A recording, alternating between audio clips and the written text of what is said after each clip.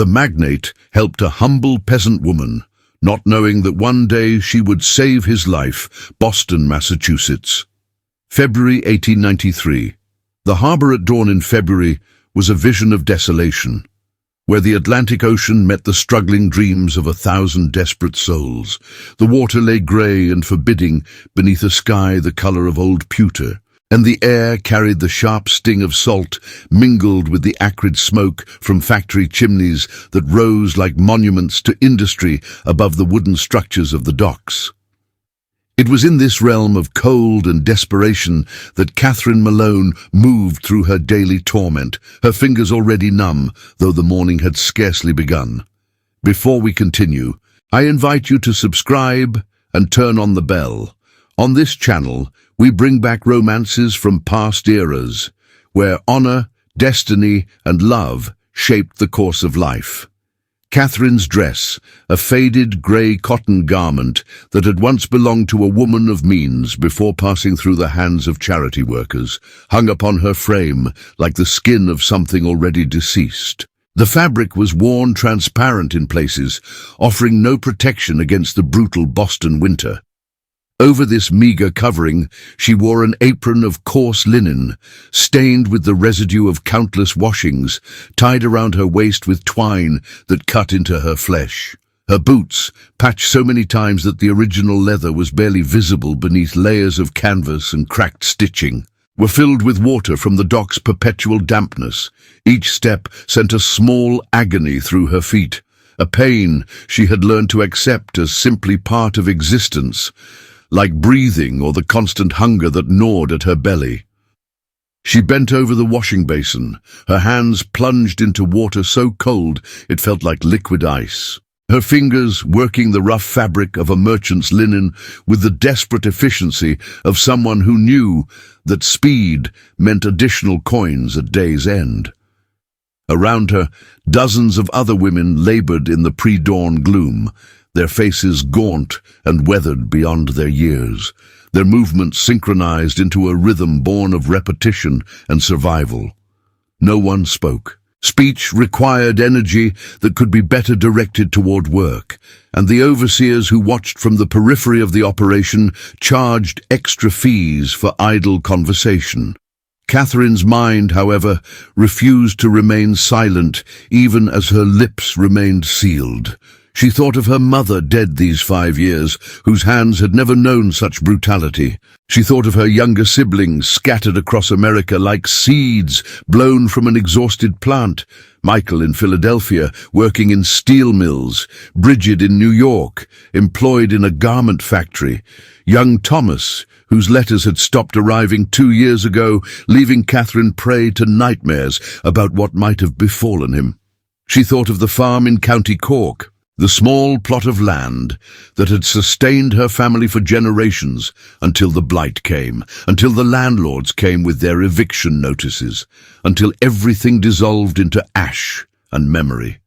These thoughts were dangerous. They could break a person's spirit in ways that physical labor could not. Yet Catherine clung to them as a drowning person clings to driftwood, because without these memories of a different life, a different Catherine, she feared she might cease to exist entirely and become merely another ghost haunting the Boston docks. The morning progressed with its usual parade of small torments. A supervisor struck her hand with a wooden paddle because she had paused for 3 seconds to shake the numbness from her fingers. Another woman collapsed from pneumonia and was dragged away by 2 men who showed no more concern than if they were removing a piece of discarded cloth. The work continued. The basins remained full, the fabric piled higher. The coins that would accumulate in Catherine's pocket by day's end would purchase a loaf of bread, and perhaps, if she was fortunate, a small portion of cheese. It was near midday, when even the weak winter sun had begun its feeble attempt to illuminate the harbor, that Catherine noticed the gold object sinking into the murky water. Her eyes, sharp despite her exhaustion, caught the gleam of something precious disappearing beneath the surface.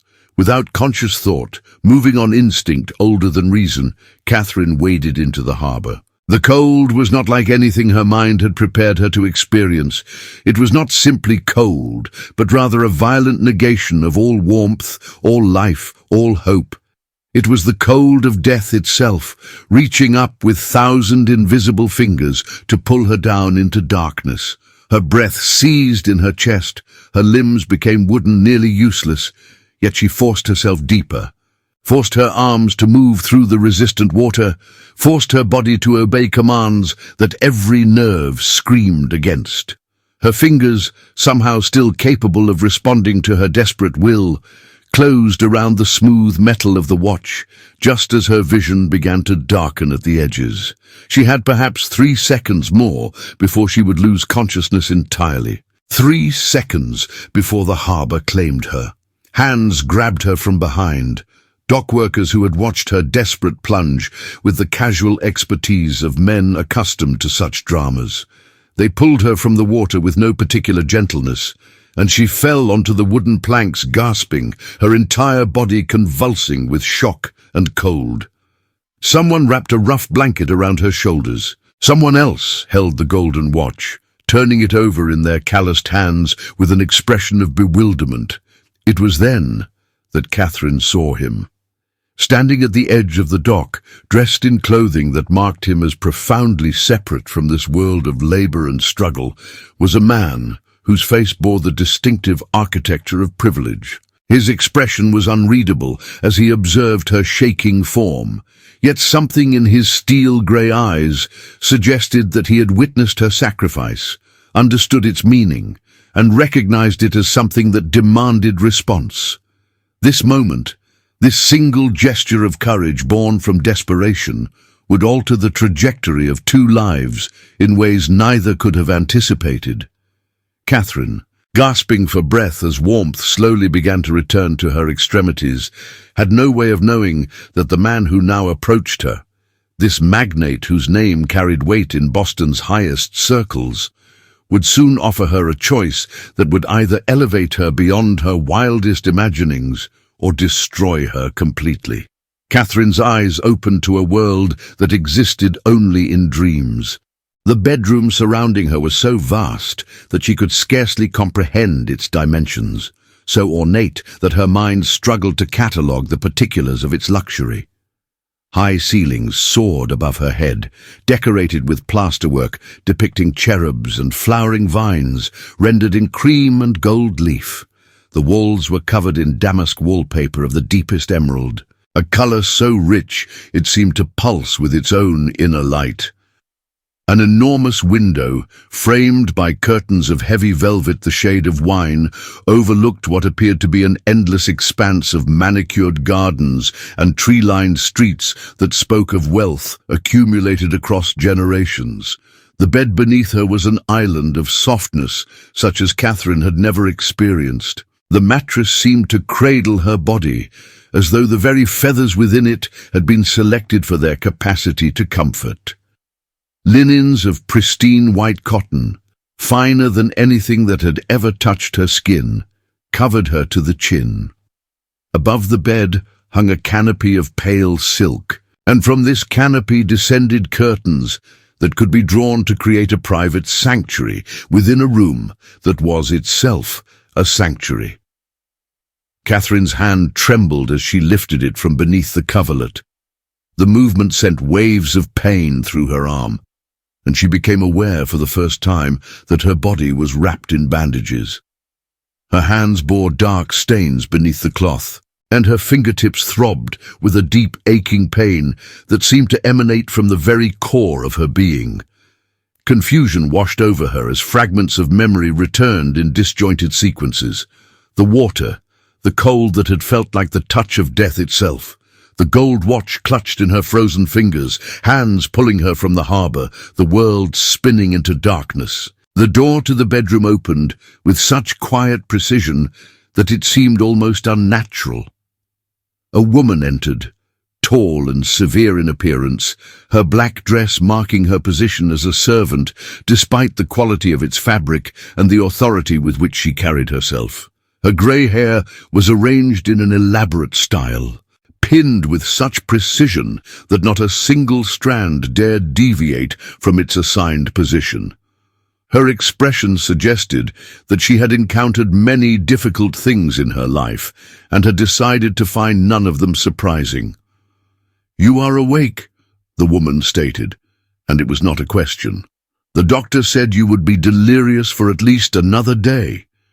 It appears his medical expertise, extensive though his reputation would suggest, has proven imperfect."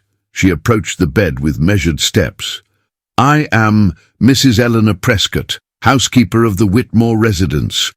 You are in the guest bedroom of this house, which is located on Beacon Hill, Boston. You have been unconscious for 36 hours. Catherine attempted to speak, but her throat produced only a sound resembling that of a wounded animal. Mrs. Prescott did not seem discomposed by this.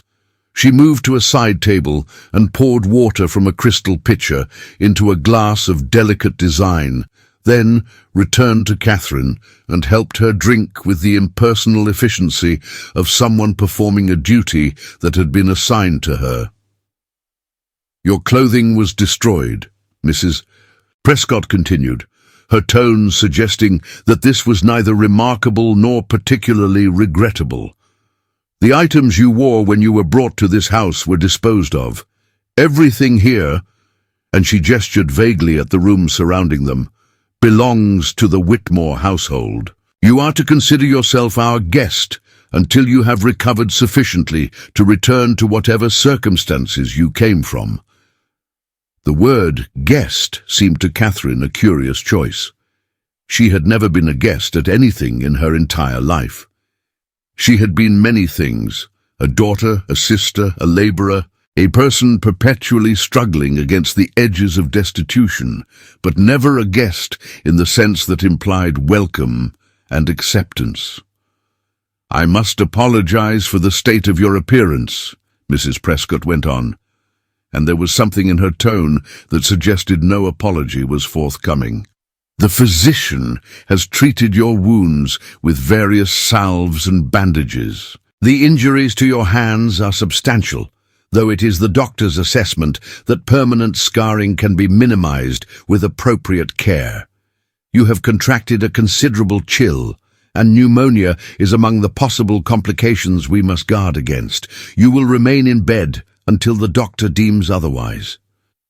Catherine nodded, the movement causing her head to swim slightly. She wanted to ask why she was here, wanted to demand to return to the docks and her work, wanted to understand what crime she had committed that resulted in this incomprehensible hospitality. Yet before she could formulate words through her damaged throat, Mrs. Prescott had turned and departed the room, closing the door with the same quiet precision with which she had opened it. The hours that followed seemed to exist outside of normal time. Catherine drifted in and out of consciousness, her fever rising and falling in waves that left her alternately shivering and drenched in perspiration. She dreamed of her mother, of the fields of County Cork, of a childhood that seemed to belong to someone else entirely. She woke to find trays of food on the side table, food so carefully prepared and presented that she could scarcely bring herself to consume it, fearing that such nourishment was somehow not meant for someone of her station. On the second evening of her recovery, as twilight painted the sky beyond the window in shades of lavender and grey, the bedroom door opened once more. This time it was not Mrs. Prescott who entered, but a man. Catherine had a moment of pure terror at the sight of him, believing somehow that she was being removed from this place of inexplicable comfort. Yet as her vision cleared, she recognized the features she had glimpsed on the dock, the steel-grey eyes, the aristocratic lines of a face shaped by generations of privilege, the bearing of someone accustomed to authority and deference. "You are awake," he said, and his voice carried notes of surprise and something else that Catherine could not quite identify. "The physician said you would require at least 3 more days before consciousness returned properly." He moved into the room with the ease of someone for whom every space naturally became his domain. "I am James Whitmore. It is my residence in which you are recovering." Catherine attempted to rise, an instinctive gesture of respect that sent pain shooting through her injured arms. James Whitmore moved quickly to her side and placed a hand gently on her shoulder, preventing further movement. "Please," he said, and there was something in his tone that made the word sound like a genuine request rather than a command. "You are not well enough for such exertions. I merely wanted to assure myself that you had survived the night without complications." His hand remained on her shoulder for a moment longer than necessary, and in that contact, suspended between two worlds that had no business intersecting, Catherine felt something shift in the precise geometry of her existence. Catherine's first morning in the Whitmore household began with a summons that came in the form of Mrs. Prescott arriving at her bedroom door, bearing clothing that was not her own. The black wool dress was precisely tailored, constructed from fabric far superior to anything Catherine had ever worn, and yet it bore the unmistakable uniformity of servant's attire. The white collar and cuffs were starched to perfection, and alongside the dress lay black stockings and shoes of genuine leather, polished to a shine that reflected light like a mirror. "Mr. Whitmore has decided that you shall remain in this household as a chambermaid," Mrs. Prescott announced with the tone of someone delivering a verdict rather than a proposal. "You are recovered sufficiently to begin light duties. The doctor has cleared you for work, so long as you do not overtax your injured hands. There are salves to be applied to your bandages each evening. You will report to me for your assignments each morning at 6 o'clock. You will not speak to family members unless directly addressed. You will not enter rooms without knocking. You will not presume any familiarity with anyone in this house beyond what your station permits." Catherine stared at the clothing, hardly daring to breathe. Employment, legitimate employment in a house of extraordinary wealth. It seemed impossible, yet the evidence lay before her in the precise folds of the black wool dress. "Do you understand?" Mrs. Prescott's voice carried an edge of impatience. "Yes, ma'am," Catherine managed, her voice still rough from disuse. "I understand." The first week of Catherine's employment in the Whitmore household was a revelation in humility and unexpected grace. She moved through corridors lined with paintings that represented fortunes in themselves, polished wooden surfaces that gleamed beneath her careful touch, and furnishings that seemed to exist in a realm beyond the material world of her previous experience. Each task assigned to her by Mrs. Prescott became an education in the ways of wealth and refinement. She discovered that the house required more maintenance than might be imagined. There were 53 rooms, each with particular requirements and sensitivities. The library contained thousands of volumes, their leather spines requiring gentle dusting with cloths of specific softness. The dining room's crystal chandelier demanded cleaning with solutions so precise in their composition that Mrs. Prescott supervised their preparation personally. The bedrooms each possessed their own character, their own particular needs and eccentricities. What surprised Catherine most profoundly was the response of the other servants to her presence. She had anticipated coldness, perhaps active hostility from people who might view her as competition or an unwanted charity case. Instead, she encountered something far more nuanced. The younger housemaids approached her with curiosity, drawn perhaps by the obvious connection between her arrival and Mr. Whitmore's unusual behavior. The footman treated her with cautious respect. Even Mrs. Prescott, stern and unbending though she appeared, began to soften infinitesimally as the days progressed. This shift in Mrs. Prescott's demeanor became apparent during the second week, when Catherine was discovered tending the herb garden at the rear of the mansion. She had discovered this garden quite by accident while cleaning the morning room, and something in her chest had simply pulled her toward it. The garden was neglected, overgrown, its potential obscured beneath months of inattention. Yet Catherine recognized within it the possibility of restoration. And without thinking to ask permission, she had begun to clear away the debris and dead growth. Mrs. Prescott found her there on a Saturday afternoon, her hands already beginning to blister again, despite the careful wrapping beneath her work gloves, her dress soiled with earth and decaying plant matter. The housekeeper stood in silence for a long moment, observing Catherine's work with an expression that was difficult to interpret.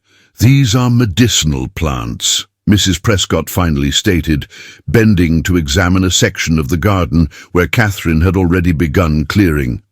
"How do you know which to preserve?" "My mother," Catherine said quietly, not pausing in her work. "She knew the old ways, the herbs that heal. She taught me which plants hold medicine in their leaves and roots." Mrs. Prescott straightened, and when Catherine glanced up, she saw something unexpected in the older woman's face. Not warmth exactly, but a recognition of something beyond Catherine's visible station. "Continue your work here," Mrs. Prescott said. "I will ensure you have proper tools and soil. The household might benefit from having someone with genuine knowledge of these matters." It was the closest Catherine had received to approval from anyone in the household, and it marked a subtle shift in her circumstances. Other servants began treating her not merely as an acceptable presence, but as someone possessing value beyond her labor.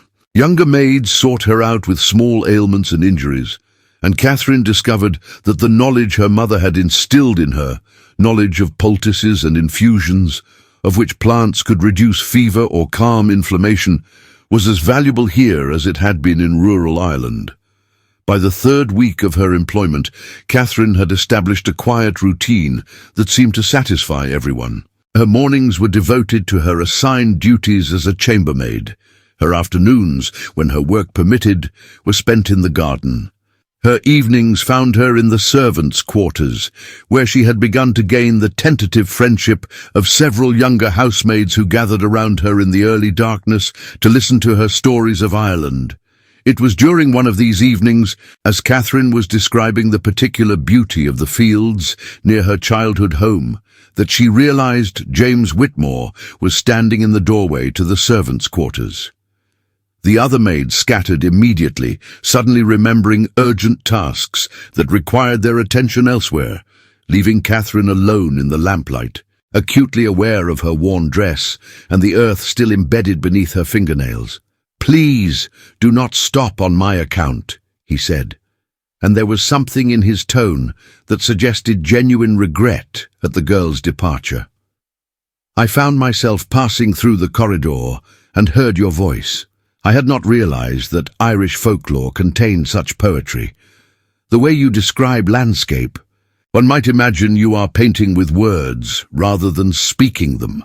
Catherine remained silent, uncertain whether this was a rebuke for her presumption in entertaining the servants with her narratives, or perhaps something entirely different. James Whitmore moved further into the room, and the contrast between his finely tailored clothing and the modest furnishings of the servants' quarters seemed to emphasize the vast distance that separated them. "You have recovered well," he continued, his grey eyes examining her with an intensity that made her breath catch slightly. "Mrs. Prescott tells me that you have taken charge of the garden and that you possess knowledge of medicinal plants. That is quite remarkable." "It is only what my mother taught me," Catherine said quietly. "Nothing remarkable, truly." "On the contrary," James replied, and there was something dangerous in the way he was observing her, something that suggested he was seeing not merely a servant, but something far more complex and compelling. "I believe you are quite remarkable, Catherine Malone, more remarkable than either of us yet understands. Now I invite you to leave a comment telling us where you're watching from and the exact time you're listening to this exciting story." The library of the Whitmore mansion existed as a realm separate from the rest of the house, a sanctuary constructed from leather and aged paper and the accumulated wisdom of centuries. Floor-to-ceiling shelves lined every wall, interrupted only by the fireplace where flames danced in the darkness of late evening. It was here, in this temple of knowledge, that Catherine found herself summoned on a night when the household had retreated to their respective chambers, and the city beyond the windows lay silent beneath a blanket of fresh snow. James Whitmore sat in a leather wingback chair beside the fire, his coat discarded, his waistcoat unbuttoned in a manner that suggested he had abandoned the pretense of formal propriety some hours earlier. He held a volume bound in burgundy leather, though his eyes were fixed upon the flames rather than upon the pages before him. When Catherine entered through the servants' entrance, a small door concealed behind a tapestry that led directly from the main corridor, he did not seem surprised by her arrival, as though he had somehow known she would come. "I was not certain you would accept my invitation," he said without preamble, his voice carrying the particular softness that men employ when speaking in spaces designed for quiet contemplation. "I left the message with Margaret, one of the younger maids. I was uncertain whether she would have the courage to deliver it." Catherine remained standing near the doorway, every instinct screaming at her to flee this situation that violated every rule governing the proper conduct of servants and employers. Yet her feet seemed incapable of obeying such commands. She remained rooted to the spot, caught between the world she had been born into and something far more dangerous and compelling. "You should not have sent for me," she said, her voice barely above a whisper. "It is improper. If anyone were to discover..." "If anyone were to discover," James interrupted gently, "they would assume that I had summoned you to perform some household task. There is nothing inherently scandalous about an employer requesting service from a servant, is there?" Yet even as he spoke these words, there was an irony in his tone that suggested he understood perfectly well the true nature of his transgression. He set aside his book and rose from his chair, moving toward the fire with movements that seemed carefully controlled, as though he was conscious of every gesture and feared what might result from losing such control. "I wanted to speak with you," he continued, "away from the scrutiny of the household staff and the demands of your duties. I find that I think about you far more than is reasonable, Catherine. I find myself wondering about your thoughts, your observations, the way you seem to perceive the world with a clarity that most people have lost by adulthood." Catherine's heart was racing in her chest with a speed that alarmed her. No man had ever spoken to her in this manner. The men of her previous existence had viewed her as either invisible or as a commodity to be exploited. This man, this magnate whose very fingernails represented more wealth than Catherine had ever possessed, was speaking to her as though her thoughts and feelings held genuine value. "You should not speak to me this way," Catherine said, but even she could hear the weakness in her protest. "It is not appropriate. I am a servant. You are..." "I am acutely aware of what I am," James said, turning to face her fully. "I am aware of every structural element that society has constructed to maintain the distance between us. I am also aware that those structures feel increasingly like prisons rather than protections. Tell me, Catherine, do you not find it curious that I would employ a woman of obvious intelligence as a chambermaid? Do you not wonder why I have taken such particular interest in your recovery and your welfare?" Catherine could not respond. To speak would be to acknowledge the truth that hung between them, like a blade suspended by a thread, ready to fall and sever them both from safety. "The reason I summoned you here," James continued, moving closer though he maintained a careful distance, "is that I have reached the limits of what I can endure. I cannot continue to observe you moving through this house as though you belong to a different sphere of existence. I cannot continue to maintain the pretense that my interest in your welfare is motivated solely by guilt for the circumstances that brought you to my door. I need to understand whether I am the only one experiencing this peculiar torment." Catherine found herself speaking before she could consider the wisdom of doing so. "You should not feel torment on my account," she said quietly. "I am grateful for your assistance. I am grateful for employment and shelter. That must be sufficient. It must be all that is possible between us." "Why?" The question was asked with such directness that Catherine felt it as a physical blow. Why must it be sufficient? Why must we accept the limitations that others have imposed upon us? Tell me truthfully, Catherine, do you feel nothing when I am near you? Do you not experience this same sense of standing on the edge of something that could either elevate or destroy us both? The silence that followed this declaration stretched between them like a living thing. Catherine's entire body was trembling, and she realized with a shock that it was not entirely from fear. There was something else present in her trembling, some emotion that she lacked the vocabulary to name. "Yes," she whispered finally, and the admission seemed to cost her something essential. "Yes, I feel it, but feeling it does not make it wise. Feeling it does not change what I am or what you are." James moved closer, and now Catherine could see the conflict written across his features, the desire warring with the recognition of all the reasons why such desire could only lead to tragedy. When he finally extended his hand, it was not in a demanding gesture, but rather as an offering, a question posed without words. Catherine stared at his outstretched hand for what seemed like an eternity. To take it would be to cross a boundary from which there could be no return. To take it would be to acknowledge that she was willing to risk everything, her position, her reputation, her safety, for the possibility of connection with a man she barely knew and could never truly have. She placed her hand in his. The contact between them was electric, a sensation so intense that it seemed to illuminate the entire room. James's fingers closed gently around hers, and neither of them moved, as though they were both afraid that any motion might shatter the fragile moment they had created. They stood together in the firelight, hands joined, separated by all the distance that society could construct, and yet somehow closer than Catherine had ever been to another human being since her mother's death.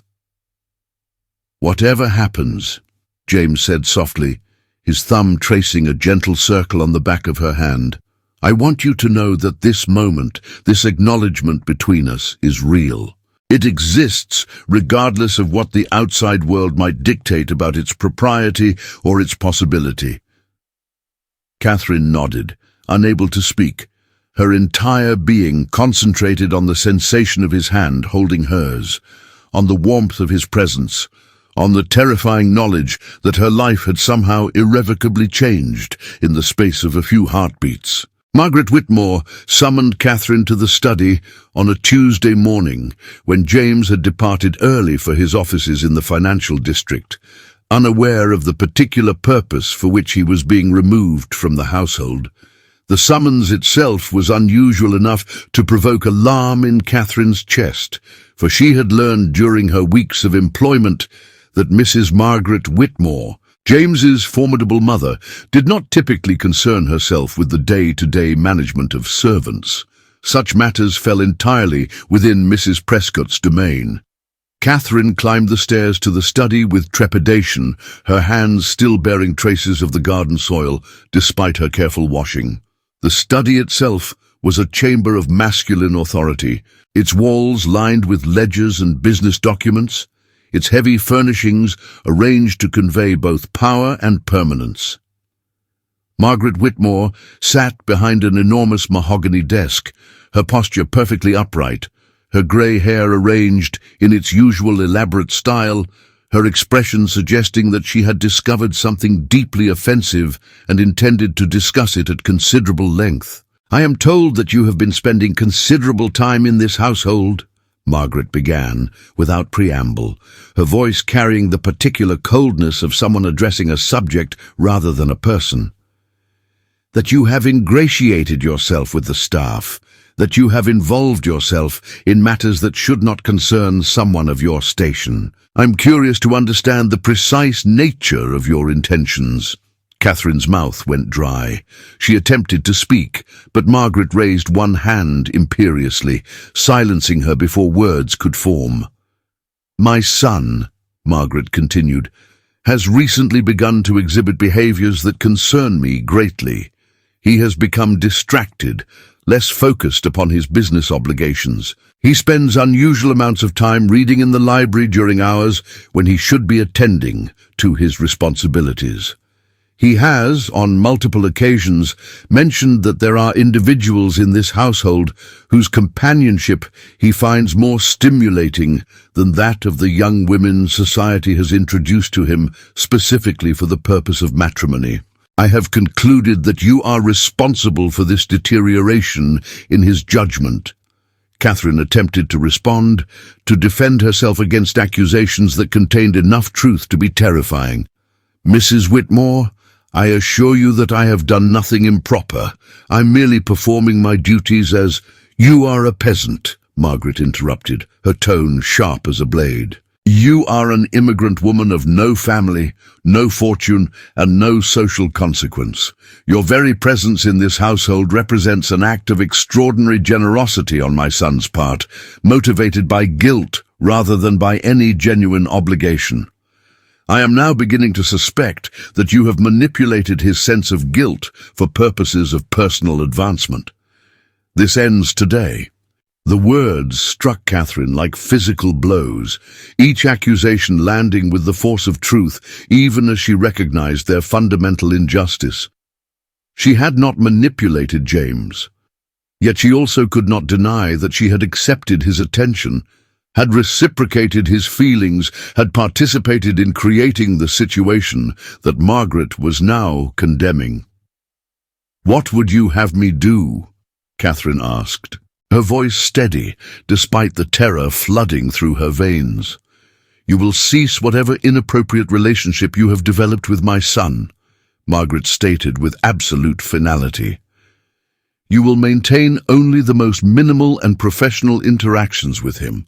You will resign from your position in this household at the end of this week. I will provide you with a reference that will permit you to find employment elsewhere in Boston, though I suspect your prospects will be quite limited given your circumstances.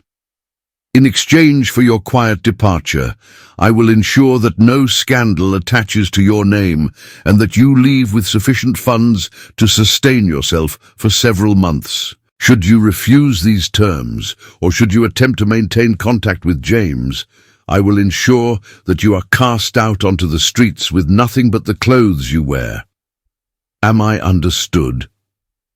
Catherine understood with perfect clarity. She was being offered a choice between two forms of destruction: accept Margaret's terms and abandon James, or refuse and face complete annihilation. There was no third option, no escape route that did not lead to devastation. Before Catherine could respond, Margaret rose from her chair and moved to a cabinet positioned against the wall. She retrieved a wooden box and opened it to reveal correspondence. Letters bearing James's handwriting. Letters that Catherine recognized immediately as ones he had left for her in hidden places throughout the house. Letters that contained confessions of his feelings and observations of her character that were far too intimate to be discovered by a third party. "I found these whilst reviewing household matters," Margaret said with cool precision. "They confirm that you have indeed encouraged my son's attachment to you. They demonstrate a level of familiarity that is absolutely unacceptable. I am choosing to be merciful in my response, Catherine. I am choosing not to show these to James or to anyone else in Boston society. I'm choosing instead to offer you an opportunity to remove yourself from this situation before permanent damage is inflicted upon my family's reputation." Catherine stared at the letters, her heart breaking at the sight of them. James's words, his emotions, his declarations of feeling, all of it reduced to evidence of wrongdoing, proof of transgression that could never be explained or justified to society's satisfaction. "I need time," Catherine whispered. I need to understand what you are asking of me." "You have until the end of this week," Margaret replied, returning to her desk and indicating through her posture that the interview was concluded. "You will pack your belongings and leave this house. You will not speak to James. You will not send him letters or messages of any kind. You will disappear from his life as though you never existed within it. Is this clear?" Catherine left the study in a daze, her legs moving mechanically beneath her, her mind unable to fully process the reality of her situation. She moved through the corridors of the mansion with the movements of a ghost, performing her duties by rote, whilst her consciousness existed in some other realm entirely. She cleaned the bedrooms, dusted the furniture, arranged the flowers in their vases, all the while feeling as though she was watching someone else perform these actions from some great distance. That evening, as darkness fell over Boston and the household prepared for sleep, Catherine made her way to the garden. She sat beneath the bare branches of the apple tree, the one place in the house where she felt closest to her mother's memory, and allowed herself to weep. She wept for the impossible situation, for the cruelty of hope, for the recognition that her love for James was a force powerful enough to destroy them both, regardless of whether they acted upon it or attempted to deny it. When footsteps approached through the darkness, she recognized them immediately. James emerged from the shadows, his expression urgent, his eyes searching for her face in the dim light. "Catherine," he said, moving toward her, "I have been searching the entire house for you. I received word that my mother summoned you to the study this morning. Tell me what occurred. Tell me what she said to you." Catherine rose slowly, preparing herself for the most difficult conversation of her life. Before she could speak, James reached for her hand, and the simple contact nearly broke her resolve entirely. "She has demanded that I leave," Catherine said quietly. "She has given me until the end of the week to resign my position and depart from this house. She says that I have manipulated your feelings, that my presence in your life is damaging your future." James's face darkened with anger. "My mother has no authority over my personal choices. I'm a grown man, Catherine. I will not allow her to dictate—" "It does not matter," Catherine interrupted, pulling her hand gently from his grasp. "She is correct, James. She is correct that my presence here is bringing chaos and danger to your life. She is correct that I am unsuitable, that I can never be what your family requires, that continuing this connection between us will only result in destruction." "No," James said firmly, stepping closer. "Do not accept her ultimatum. Stay. Tell her that you refuse to be driven away by her cruelty and her narrow-mindedness." Catherine looked at him in the darkness, memorizing every detail of his face, every nuance of his expression. "I cannot," she whispered. "I love you too much to allow you to be destroyed by association with me. Your mother is right about one thing. I'm not suitable for you.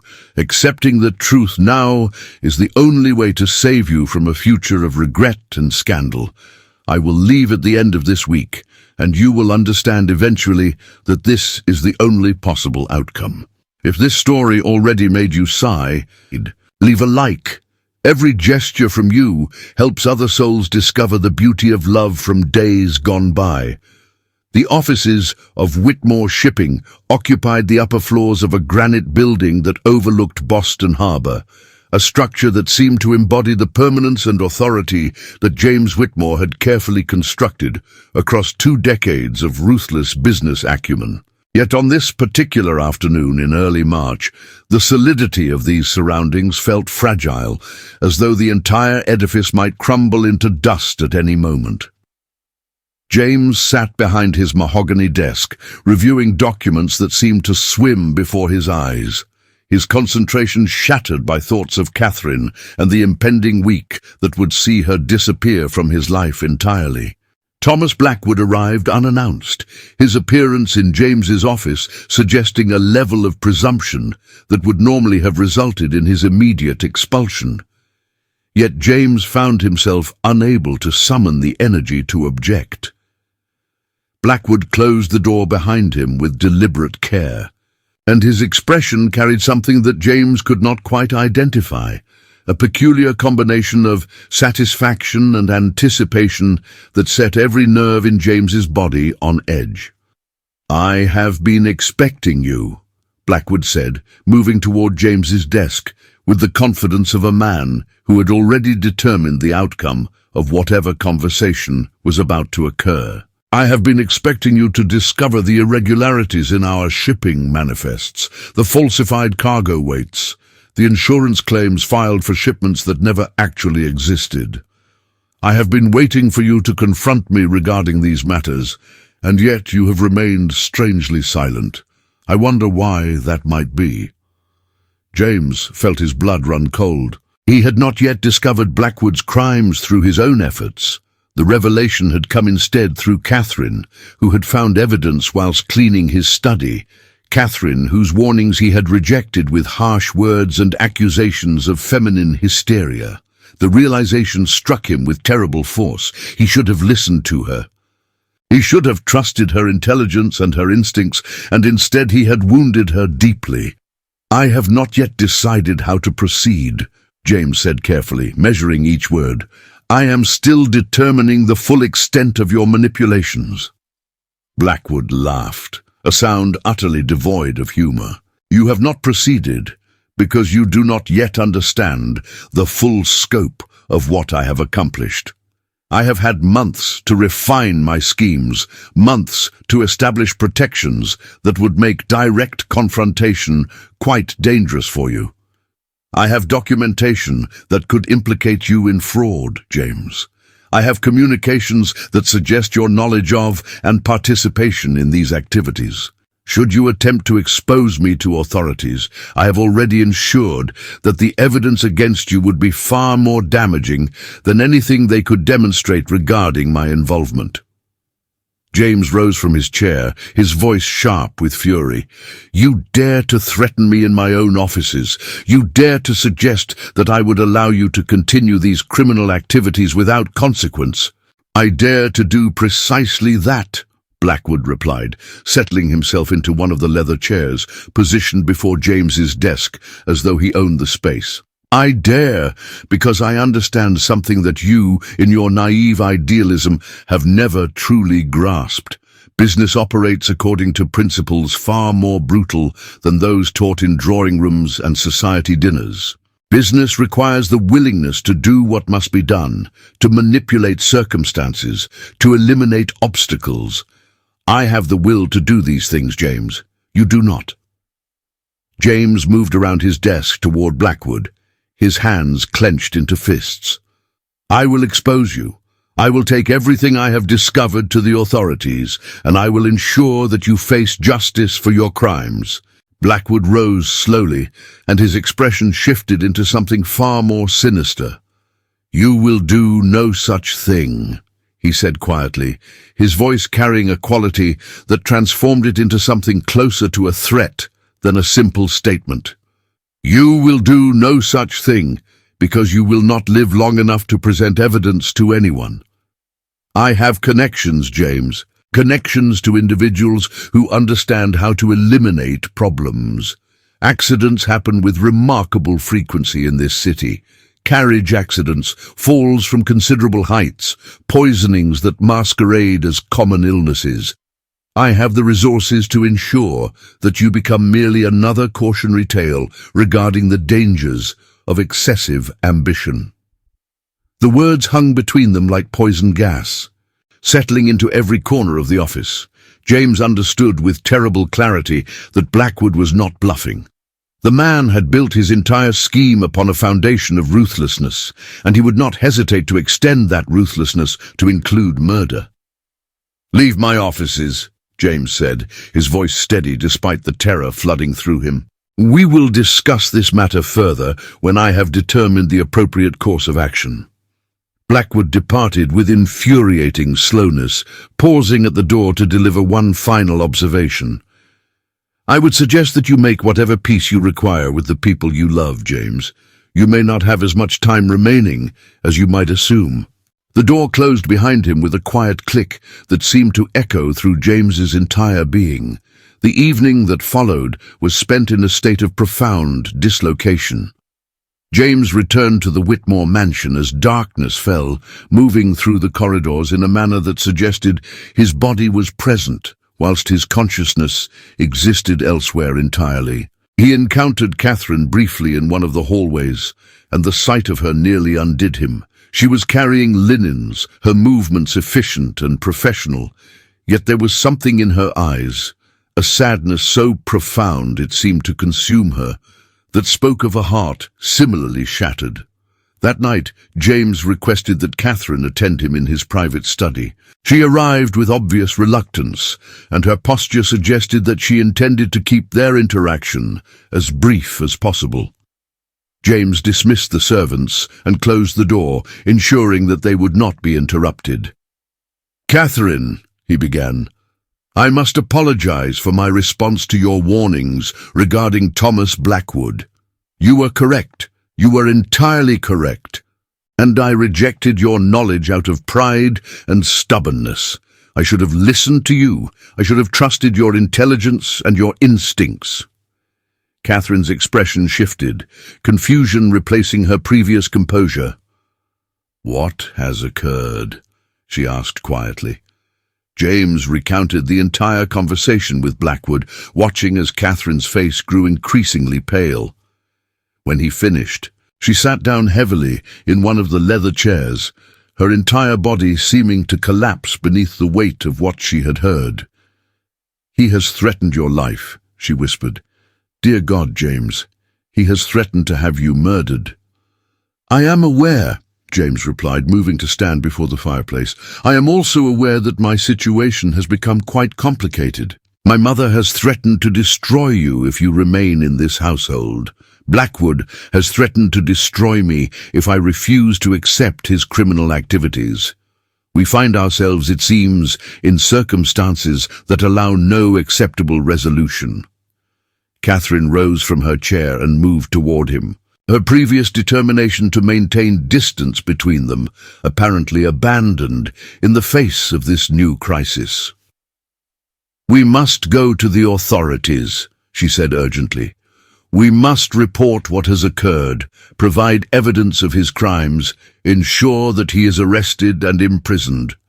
"With what evidence?" James asked bitterly. "With the documents you discovered? With my testimony, which Blackwood has already suggested he can counter with accusations of my own involvement? He has had months to prepare contingencies, Catherine. He has built his scheme with meticulous care. Even if we go to the authorities, even if we attempt to expose him, he possesses the resources and the connections to ensure that we both are destroyed in the process." Catherine moved closer, and James could see the fear in her eyes, the desperate love that had not faded despite her attempts to convince him that separation was necessary. When she reached for his hand, he did not pull away. He pulled her closer, drawing her into an embrace that violated every rule of propriety, every boundary that was supposed to exist between them. "Whatever happens," he whispered against her hair, "I need you to know that you are the most remarkable person I have ever encountered. You have transformed my understanding of what it means to be human. You have shown me that nobility exists not in the circumstances of one's birth, but in the character of one's heart." Catherine trembled in his arms, and he held her more tightly, as though by doing so he might be able to protect her from all the dangers that seemed to be converging upon them from every direction. They stood together in the firelight, two people caught between worlds, facing a future that seemed increasingly impossible to navigate. James Whitmore's condition deteriorated with terrifying speed. The poison that had been administered to him through his evening brandy, delivered by a household servant in Blackwood's employ, manifested first as violent nausea that struck him during the night. By dawn, James was writhing in his bed, his body convulsing with pain so profound that he could scarcely draw breath. Dr. Edmund Ashworth was summoned immediately, his carriage arriving at the Whitmore mansion as the first light of morning began to illuminate the snow-covered streets of Beacon Hill. Catherine watched from the doorway as the physician examined James, her heart fracturing with each groan of agony that escaped his lips. Dr. Ashworth's expression grew increasingly grave as the examination progressed. He withdrew various instruments from his leather medical bag, performed tests that seemed to produce no conclusive results, and finally stepped away from the bed with the defeated posture of a man confronting something beyond his comprehension. "I cannot determine the cause of his illness," Dr. Ashworth confessed to Margaret Whitmore, who had arrived at her son's bedside, wearing an elaborate dressing gown of purple silk that seemed grotesquely inappropriate given the circumstances. "His symptoms suggest multiple possibilities. Perhaps influenza of an unusually virulent strain, perhaps some manner of digestive affliction.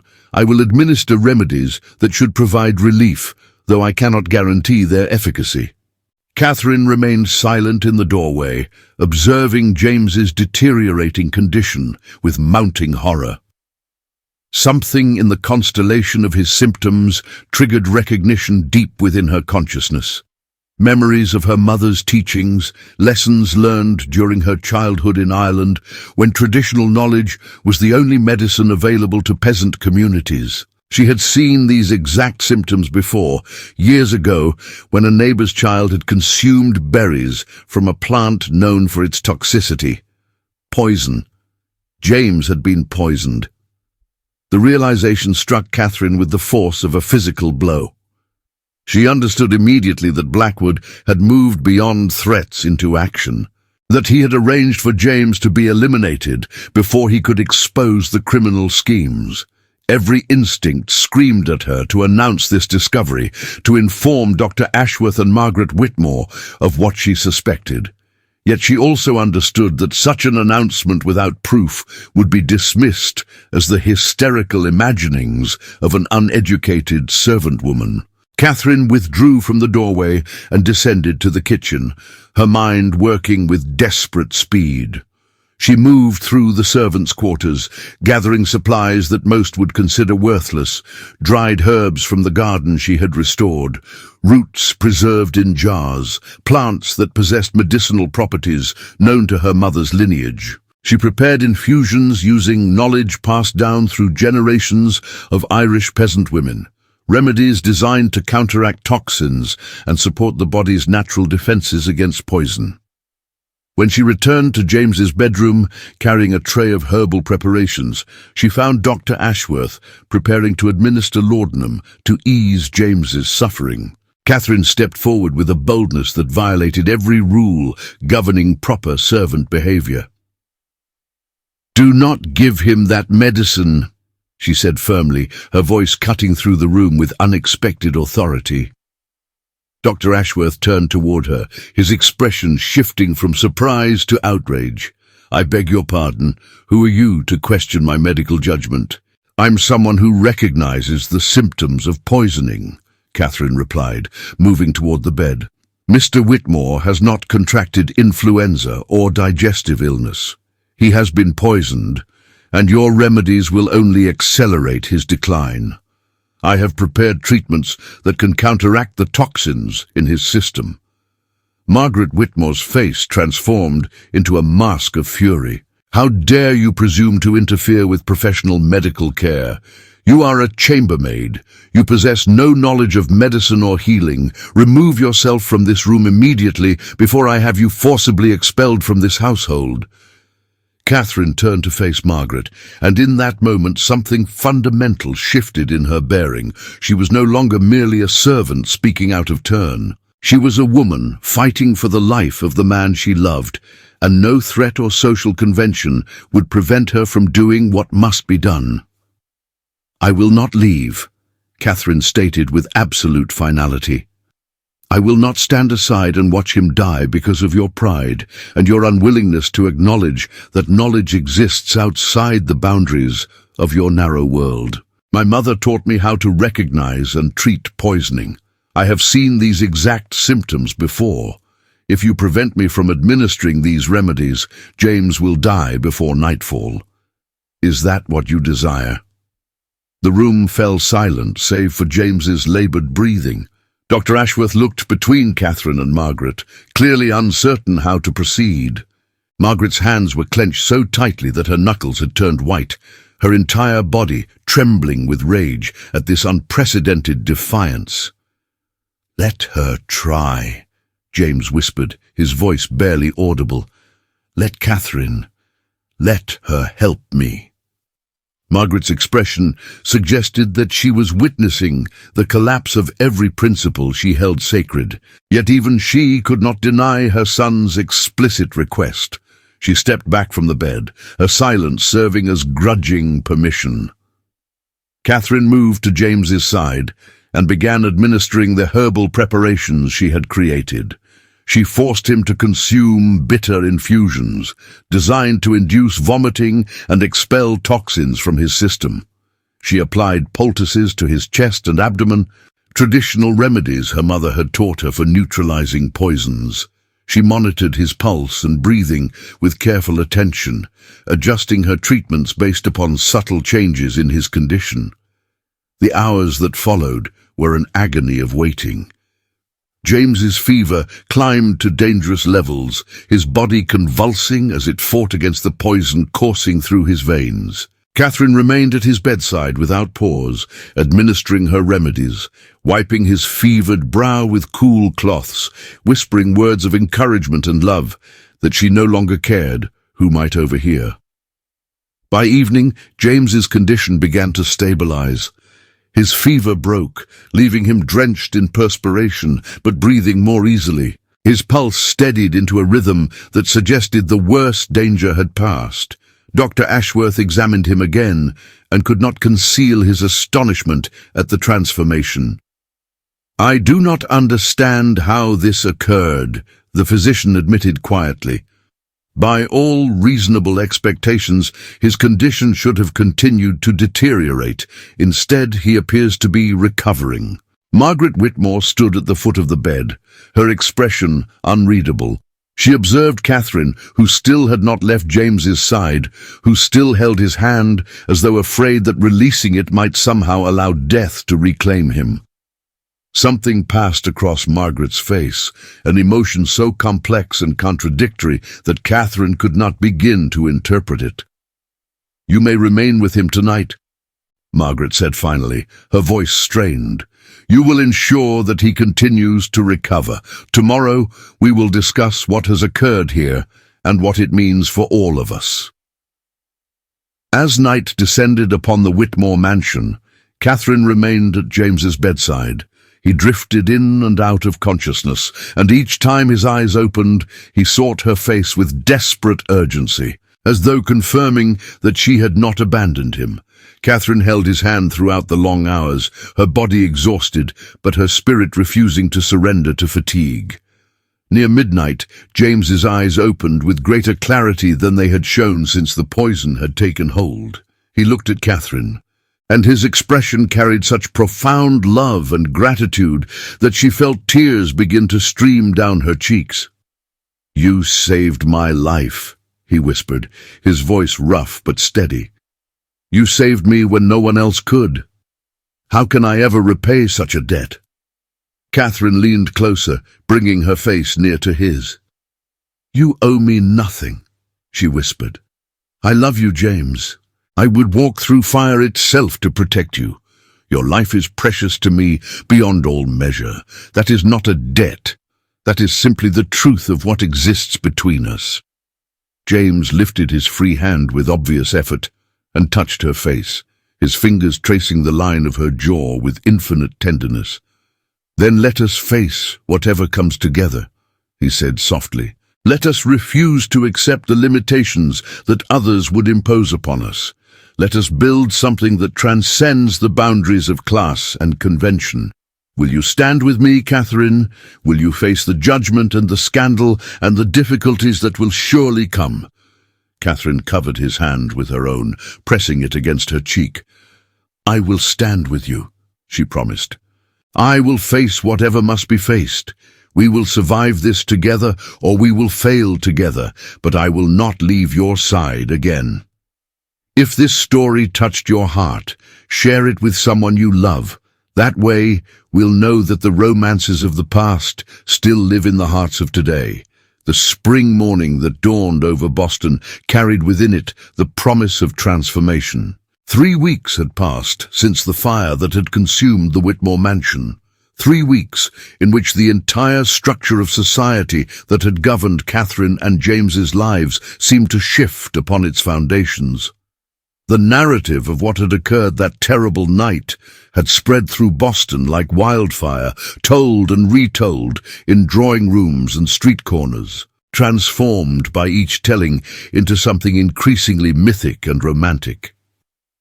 Catherine Malone, the peasant laundress who had plunged into icy harbour waters to retrieve a stranger's watch, had become the woman who had walked through flames to save the man she loved. Newspapers had published accounts of her heroism, each article emphasizing the dramatic contrast between her humble station and her extraordinary courage. The Boston Gazette had devoted an entire column to contemplating what it meant that a woman of such modest origins possessed more nobility of character than many among the city's most prominent families. Margaret Whitmore stood in the temporary office that James had established in rented quarters on Tremont Street, her posture as rigid as ever, yet something in her expression suggested that the events of recent weeks had penetrated even her carefully constructed defenses. She had spent the morning reviewing documents pertaining to the fire investigation, documents that revealed the full extent of Thomas Blackwood's crimes. The arson had been deliberate, orchestrated by Blackwood in a final desperate attempt to eliminate James and destroy any evidence of his fraudulent schemes. "The authorities have informed me that Blackwood was apprehended attempting to board a vessel bound for Canada," Margaret said, her voice carrying tones of something that might have been satisfaction.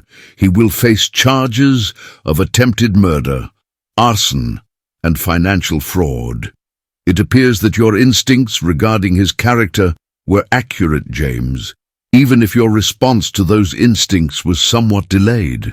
James, still recovering from his poisoning, though his strength was returning daily, looked at his mother with an expression that suggested he was seeing her clearly for the first time.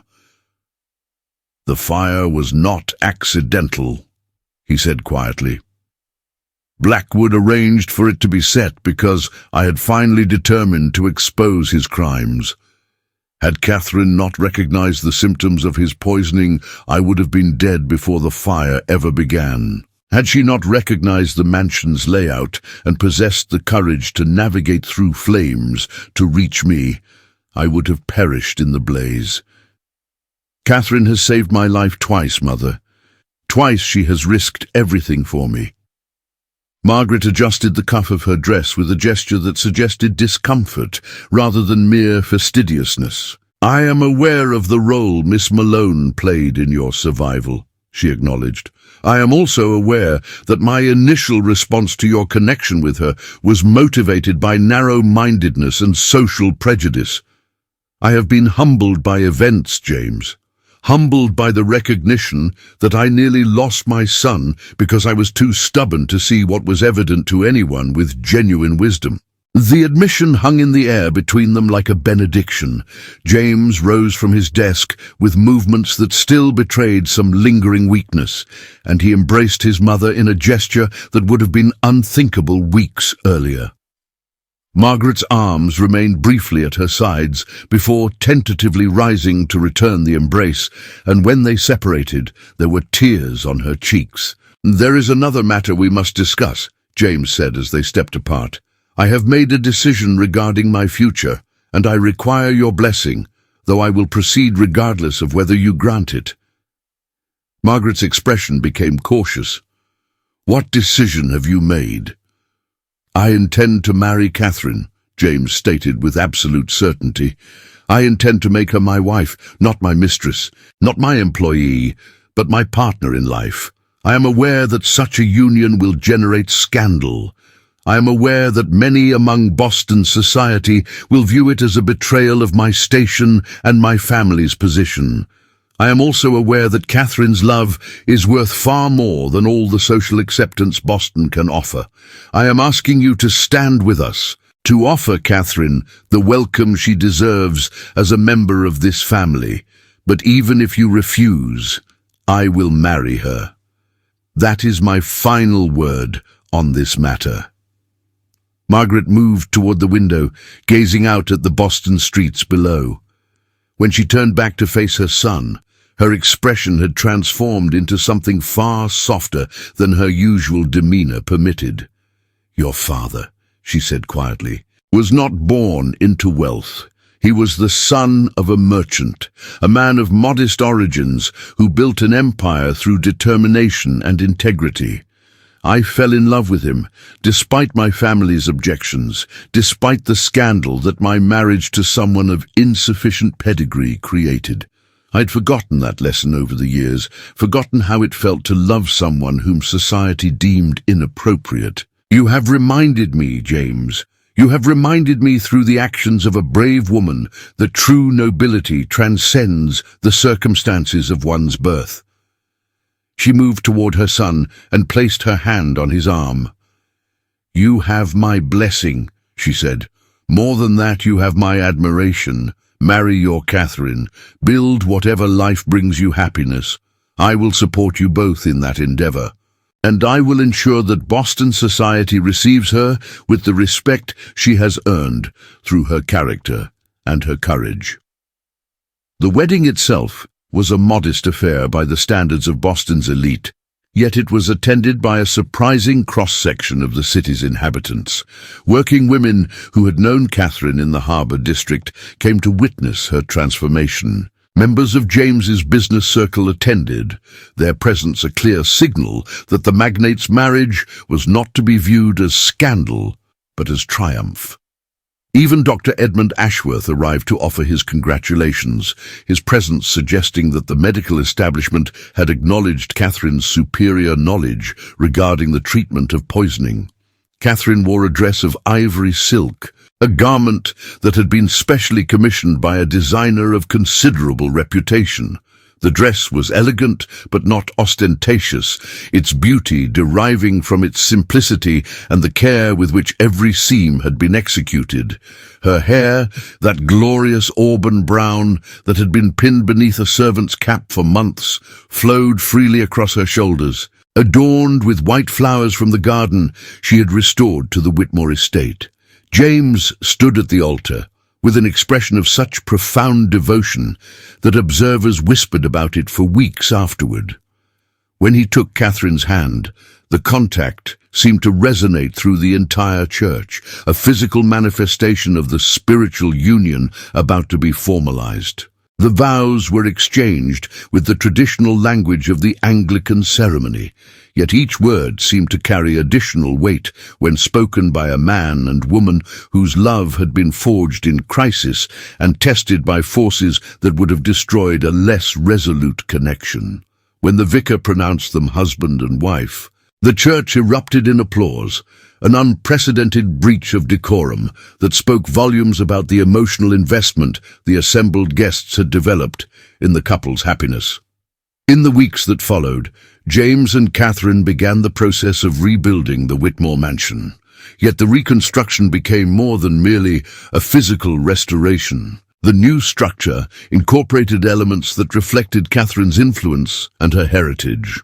The garden was expanded and cultivated with even greater care, becoming a space where immigrant women could come to learn traditional healing practices and botanical knowledge. James established a foundation dedicated to supporting Irish immigrants and providing them with opportunities for education and employment. Catherine worked alongside these women, her journey from desperation to security serving as both inspiration and practical evidence that transformation was possible. One evening in May, as spring had fully claimed Boston and the world seemed alive with possibility, Catherine stood in the newly restored garden with James's hand placed gently on her belly. The child they had conceived during their first night together as husband and wife was growing steadily, a physical manifestation of their union and their commitment to building a future that transcended the boundaries that had once seemed immutable. "Do you ever regret it?" Catherine asked softly, watching as the last light of day painted the sky in shades of rose and gold. "Do you ever regret marrying beneath your station, choosing a peasant woman over the society bride your family would have preferred?"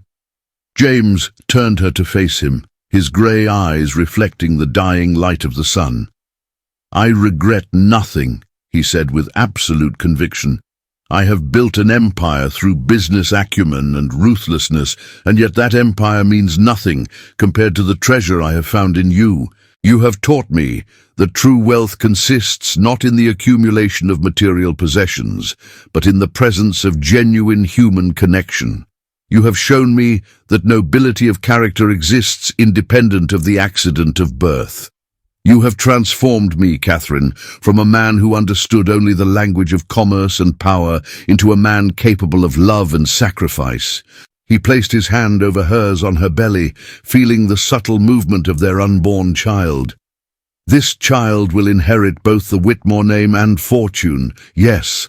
But more importantly, this child will inherit your courage, your wisdom, your capacity for genuine love. This child will know that greatness is not determined by the circumstances of one's birth, but by the choices one makes and the integrity one maintains in the face of adversity."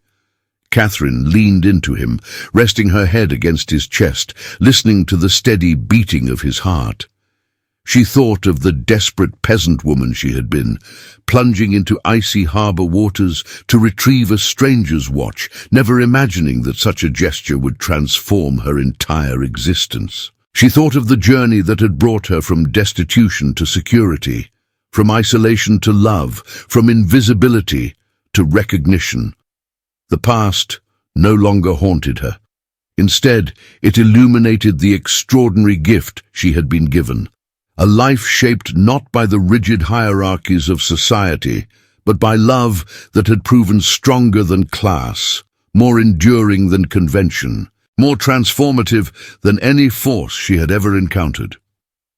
As she stood in the garden that evening, wrapped in the warmth of James's embrace, Catherine understood that she had not merely survived her journey from peasant to magnate's wife.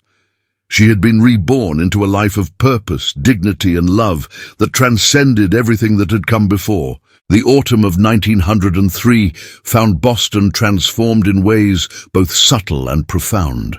The city that had once rigidly enforced the boundaries between classes had begun, however reluctantly, to acknowledge that nobility could exist independent of pedigree. Much of this shift could be traced to the influence of James and Catherine Whitmore, whose marriage had become something of a legend in the decades following their union, a story of love triumphing over social convention that had captured the imagination of people across multiple strata of society. Catherine stood in the restored Whitmore mansion on Beacon Hill, her hands occupied with the management of the household as they prepared for the evening's gathering. Yet the woman who now directed the servants bore little resemblance to the desperate laundress who had plunged into harbour waters a decade earlier. She possessed an assured grace, a confidence born not from inherited privilege, but from the hard-won knowledge that she had already survived circumstances far more difficult than any social challenge Boston society could devise. Their eldest child, Margaret James Whitmore, was now 9 years old, a brilliant girl who combined her father's sharp business acumen with her mother's intuitive understanding of people. Behind her came twins, born 3 years after Margaret, named Thomas and Eleanor. The children represented the physical manifestation of Catherine and James's union, and they moved through Boston society with an ease that suggested they had never known a world in which their parents' love was viewed as scandalous. James entered the drawing room where Catherine was reviewing the evening's arrangements, and he moved toward her with the same tenderness that had defined their relationship across the decade they had shared. He was now 52 years old, his temples more silver than dark, his face bearing the lines that came from both business success and the spiritual peace that genuine love provided. "Dr. Ashworth has confirmed what we suspected," James said quietly, his arm encircling Catherine's waist. "The foundation you established for training midwives and herbalists has saved more lives in the past 5 years than traditional medicine managed in the previous 50. The medical establishment is beginning to acknowledge that your methods have merit." Catherine leaned against him, a gesture of comfort and connection that would have been unthinkable in the rigid society of a decade earlier. "I think of my mother often," she said softly. "I think of how she would have rejoiced to see that the knowledge she passed to me is now being formally recognized and preserved. I think of all the women she might have helped had she been given the opportunity." The evening gathering that followed was attended by figures from across Boston's spectrum, wealthy merchants and their wives, alongside working women who had known Catherine in the Harbor District, physicians and philosophers, artists and activists. It was a gathering that would have been utterly impossible in the Boston of 1903, before Catherine and James had insisted on building bridges between worlds that society had kept rigidly separate. Margaret Whitmore, now in her 8th decade of life, held court in one corner of the drawing room, her earlier severity transformed into something approaching warmth. She had become, in her final years, an advocate for progressive causes, supporting women's education, championing the rights of immigrant communities, and using her considerable social authority to challenge the narrow-mindedness she had once embodied. When asked by society matrons why she had become so unconventional, she would smile enigmatically and respond that her son had married a woman who taught her what true nobility meant. Yet not all had found happiness in the years that followed the events of 1903. Thomas Blackwood had been imprisoned for his crimes, and he had died in Boston Harbor Prison, his final years consumed by bitterness and the recognition that his ruthlessness had ultimately destroyed him. His empire, such as it was, had been dismantled and redistributed. His name had become synonymous with corruption and ambition unchecked by conscience. He had paid the highest price for his choices, the loss of everything he had worked to build and the historical erasure of his accomplishments, remembered only as the man who had tried to destroy James Whitmore and had failed. The Whitmore Shipping Company, under James's reformed leadership, had become a model of ethical business practices. It maintained rigorous standards regarding worker treatment, paid fair wages, and refused to engage in the fraudulent practices that had once seemed standard in the industry. This ethical approach had initially concerned James's business associates, who feared that morality would prove incompatible with profitability. Yet the opposite had proven true. The company's reputation attracted quality employees, loyal clients, and business partners who valued integrity. By 1903, Whitmore Shipping was more successful than it had ever been under the corrupt practices of the past. Catherine's transformation had been equally remarkable. The peasant woman who had arrived at the Whitmore mansion as a desperate laborer had become a respected figure in Boston's intellectual and philanthropic circles. She had published a comprehensive volume on traditional healing practices, combining her mother's knowledge with careful scientific observation. Universities had begun inviting her to speak about the intersection of folk medicine and modern medical practice. She had become, in her own right, an authority whose opinions mattered and whose influence extended far beyond the boundaries of her gender and class. As the evening gathering progressed and guests moved through the beautifully restored mansion, Catherine found herself reflecting on the extraordinary journey that had brought her to this moment. She thought of the harbour district and the desperate women still labouring in conditions similar to those she had endured. She thought of her younger siblings, several of whom had arrived in America in subsequent years and had found employment through the networks James and Catherine had established.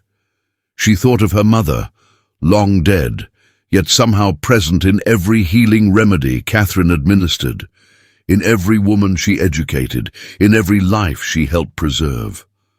Later that evening, as the gathering concluded and guests departed into the Boston night, James and Catherine ascended to their private chambers together. They moved to the window that overlooked the restored garden, the same garden where Catherine had first recognized her love for James, where she had tended plants using knowledge passed down through generations of peasant women. "Do you ever regret it?" Catherine asked, echoing the question she had posed 10 years earlier. "Do you ever look at the life we have built and wonder if it was worth the scandal, the struggle, the criticism from those who could not accept our union?" James turned her to face him, and his expression carried the depth of emotion that only comes with a love that has endured and strengthened across years of genuine partnership. "Never," he said with absolute certainty. "Not for a single moment. You have given me not merely happiness, but purpose. You have shown me that the greatest fortune I could accumulate is not measured in currency, but in the presence of a woman whose courage and integrity inspire me daily to become a better version of myself. Our children walk through the world confident in their right to exist beyond the boundaries that once seemed immutable. We have changed not merely our own lives, but the lives of countless others. How could I regret such an extraordinary gift?" Catherine placed her hand over his heart, feeling it beat with the steady rhythm of a man at peace with his choices. "Then we are blessed," she whispered, "blessed beyond measure." And so ends the story of Catherine Malone and James Whitmore, a tale of love that transcended class, social convention, and the rigid structures that society had constructed to maintain separation and hierarchy. Their story reminds us that true nobility exists not in the circumstances of one's birth, but in the choices one makes and the willingness to love deeply, despite the obstacles that stand in one's way. Dear beloved viewers, if this story has touched your heart, I invite you to reflect on what it means. In an age when we still construct barriers between ourselves and others based on circumstances of origin, economic status, and social position, Catherine and James remind us that love and courage can transcend these barriers. They show us that the most extraordinary transformations occur not through external circumstances, but through genuine connection with another human being. I invite you to leave a comment telling us which moment in this story moved you most deeply. I would especially love to know if you would share this tale with someone you love, someone who might benefit from remembering that love and courage matter more than social approval. Type the word noble in the comments section to let us know you have journeyed with Catherine and James through their entire story. This helps us understand which of our viewers have stayed with us until the end, and it assists us in bringing more stories like this to those who will treasure them. If this narrative has resonated with your heart, please share it with your loved ones. Share it with friends who believe in the power of love, with family members who have sacrificed for those they care about, with anyone who needs to remember that true nobility transcends the boundaries society creates. Visit the cards on your screen to discover other romances from epochs past, tales of honor, destiny, and love that shape the course of history and continue to inspire us today. Thank you for allowing Catherine and James to live in your hearts. May their story remind you always that love is the greatest force in the universe.